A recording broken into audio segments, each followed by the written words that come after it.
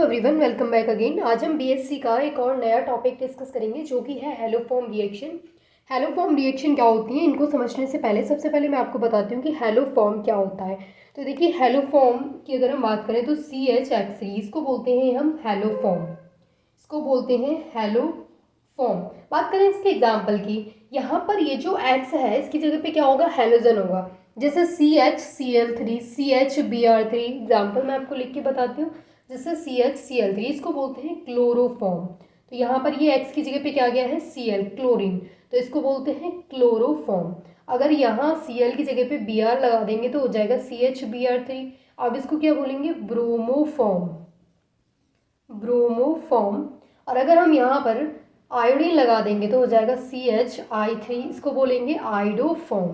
देखिए, यहाँ मैं आपको एक चीज़ बताती हूँ कि ये है एग्जाम्पल्स हेलोफॉर्म के। ठीक है, हेलोफॉर्म क्या होती है, CHX3 और X क्या होता है, वहाँ पे हेलोजन होता है। जैसे मैंने आपको यहाँ पे क्लोरीन, ब्रोमीन, आयोडीन लगा के देखा है, तो क्लोरोफॉर्म, ब्रोमोफॉर्म, आइडोफॉर्म इनके नेम हो गए।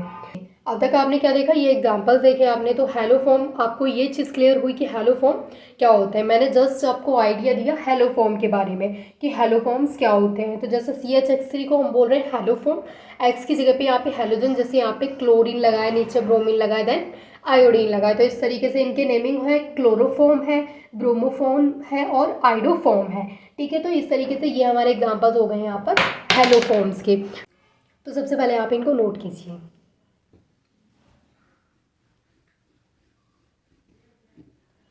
आपने नोट कर लिया है, अब मैं आपको बताती हूँ इसकी डेफिनेशन आपको कैसे नोट करनी है। तो सबसे पहले मैं आपको डेफिनेशन बाद में बताती हूँ, सबसे पहले मैं आपको रिएक्शन करके बताती हूँ। उससे भी पहले मैं आपको एक और चीज़ बताती हूँ कि ये जो हेलोफॉर्म रिएक्शन है इसको कौन कौन देते हैं। तो आपको यहाँ पर नोट करना है, it is given by those aldehyde, it is given by those aldehyde and ketone which have directly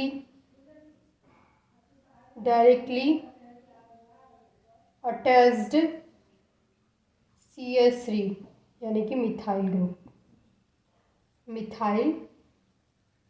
group. इसको वो एल्डिहाइड और कीटोन देते हैं जिनमें CH3 methyl group directly attach होता है। जैसे मैं आपको एग्जांपल देख करके बताती हूँ। तो जैसे CH3 सिंगल बॉन्ड CH3 और डबल बॉन्ड O, इस तरीके के जो हमारे पास कंपाउंड होते हैं वो इसको देते हैं। ठीक है, तो यहाँ आप इसकी डेफिनेशन को ऐसे लिख सकते हैं, it is given by those aldehyde and ketone which have directly attached CH3 और मिथाइल ग्रुप। या फिर आप इसको ऐसे भी लिख सकते हैं इसकी डेफिनेशन को, those carbonyl compounds which पजेज at least one methyl group, यानी कि वो कार्बोनिल कंपाउंड्स जिनमें at least one methyl group present होता है। कहाँ पर, जो वन मिथाइल ग्रुप होता है उन कार्बोनिल कंपाउंड्स में, वो डायरेक्टली अटैच होता है किससे, कार्बोनिल कार्बन से। तो वो देते हैं इन रिएक्शन को, हेलोफॉर्म रिएक्शन को कौन देते हैं, वो कार्बोनिल कंपाउंड जिनमें एटलीस्ट एक मिथाइल ग्रुप कार्बोनिल कार्बन से अटैच होता है। समझ में आ गया आपको, यहाँ तक क्लियर हो गया कि ये जो हमारे पास हेलोफॉर्म रिएक्शन है इसको कौन से कंपाउंड्स देते हैं, कौन से कार्बोनिल कंपाउंड्स देते हैं इसको, जिनमें at least one methyl group carbonyl carbon से अटैच होता है वो देते हैं। क्लियर है, अब मैं आपको इसके एग्जांपल्स कराती हूँ। देखिए, इसके एग्जांपल्स अगर हम करेंगे तो सबसे पहले हम देखते हैं, यहाँ पर हम लेंगे एसीटोन जो कि होता है CH3 single bond C double bond O CH3, acetone. जब हम इसको रिएक्ट करवाएंगे किसके साथ, यहाँ पर लेंगे हैलोजन, तो मैंने ले लिया यहाँ पर 3I2। देखिए, मैंने यहाँ पर 3 क्यों लगाया, क्योंकि रिएक्शन को बैलेंस करने के लिए हमने यहाँ पर 3I2 लगा दिया। और 4NaOH लेंगे हम एल्कली।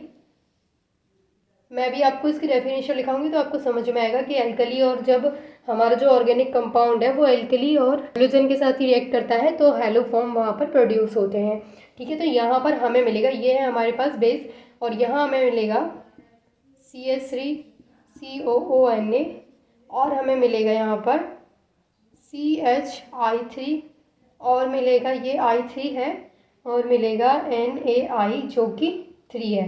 3 क्यों है, क्योंकि हमने इसको बैलेंस करने के लिए लगाया, और हमें 3H2O मिलेगा।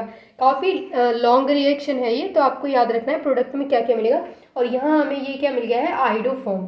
तो इस तरीके से क्या प्रिपेयर हो गया है इस रिएक्शन में, हेलोफॉर्म का फॉर्मेशन हो गया है, यानी कि आइडोफॉर्म यहाँ पर प्रिपेयर हो गया है। क्या हुआ है यहाँ पर, हमने लिया है एसीटोन, हेलोजन हमने आयोडीन लिया है, और हमने यहाँ पर लिया है NaOH बेस। अब इसका जब हम आपस में रिएक्ट करवाएंगे तो हमें मिलेगा CH3COONA।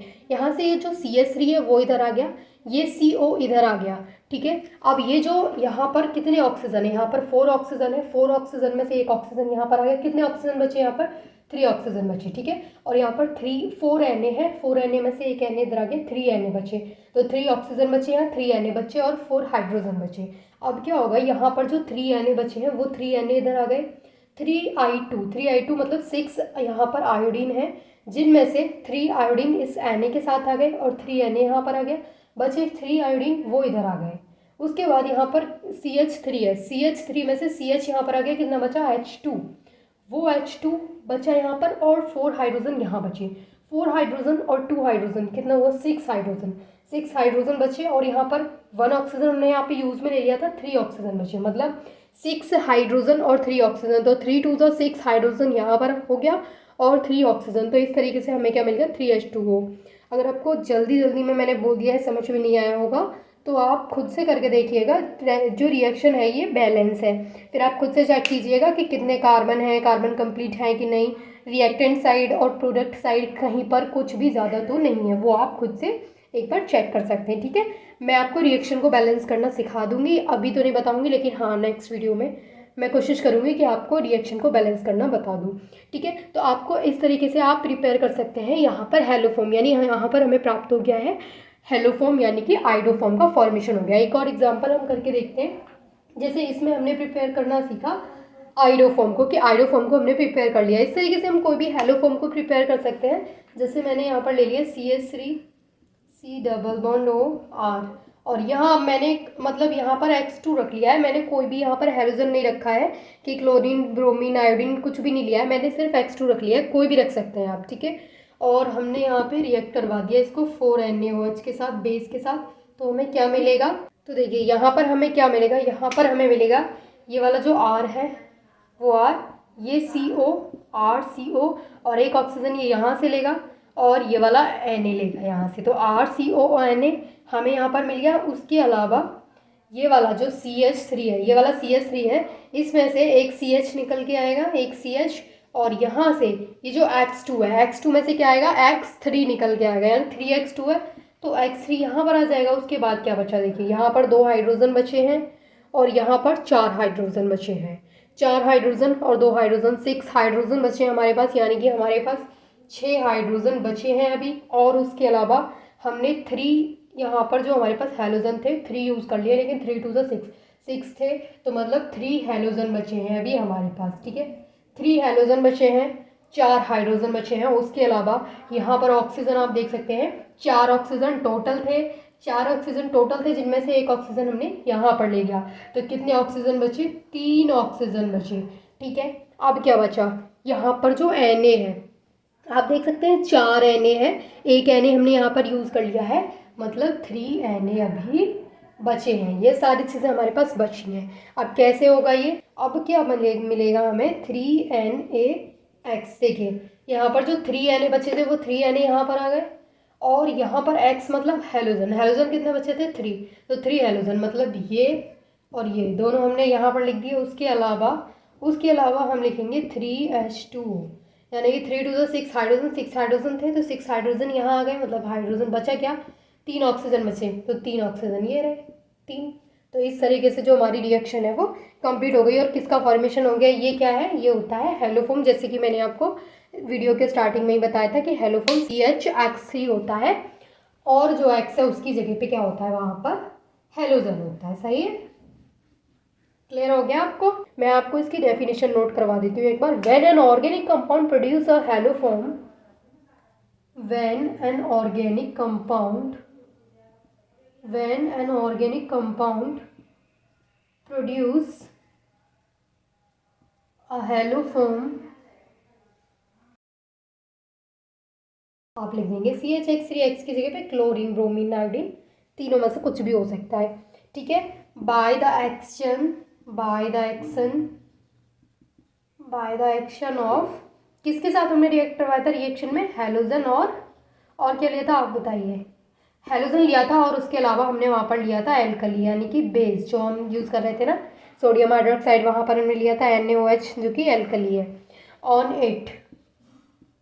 अब देखिए यहाँ पर क्या होता है कि यहाँ पर ऑर्गेनिक कंपाउंड किसके साथ रिएक्ट करता है, हेलोजन के साथ रिएक्ट करता है और एल्कली के साथ रिएक्ट करता है। तो इस तरीके की जो रिएक्शन होती है, the reaction is better known as haloform reaction, the reaction is known as